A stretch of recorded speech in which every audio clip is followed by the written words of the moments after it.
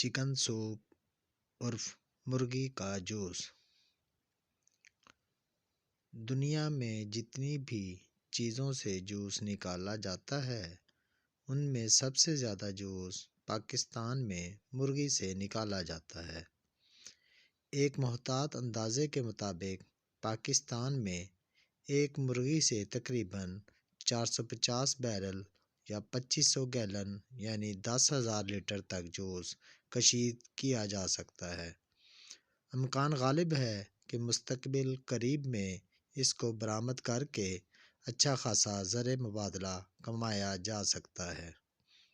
یہ دنیا کا واحد جوس ہے جو گرم کر کے پیا جاتا ہے، مگر اب تو لوگ ماڈرن ہو گئے ہیں اور اب اسے یخنی یا سوپ کے نام سے پکارتے ہیں، جبکہ پرانے زمانے میں ریہڑی والے بڑے فخر سے دکھواتے تھے طاقت کا خزانہ مرغی کا جوس۔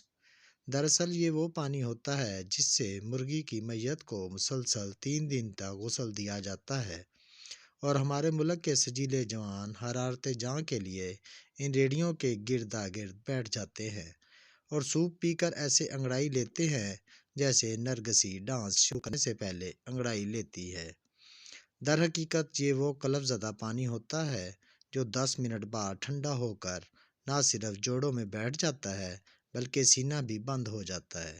پورے پاکستان کی طرح ہمارے شہر میں بھی سر شام ان مرغیوں کے جنازے بازار پر آنا شروع ہو جاتے ہیں، جہاں ہر مرغی کی میت کو پتیلے سے 1 فٹ دور تختہ دار پر لٹکا دیا جاتا ہے اور ایک پوے کی مدد سے رسم غسل شروع ہو جاتی ہے، اور لوگ کسی عقیدت مند کی طرح ریڑھی کے اطراف کھڑے ہو کر اس متبرک پانی سے جسم کو حرارت بہم پہنچاتے نظر آتے ہیں۔ اس دوران سوپ پینے کی مسحور کن آواز شرر سے شہر کی ہر گلی فضا گونج اٹھتی ہے۔ مورخ شکوہ کرتے ہوئے لکھتا ہے کہ یخنی والوں سے میرا ایمان اسی دن سے اٹھ گیا جب کہ رات 12 بجے مجھے کسی کام کے لیے بازار جانا ہوا تو ایک دل دہلا دینے والا منظر میرے سامنے تھا۔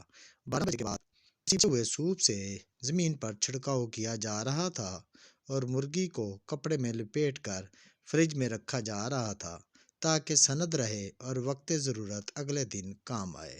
ہماری ویڈیو اچھی لگی ہو تو پلیز لائک کر دیں۔ شکریہ۔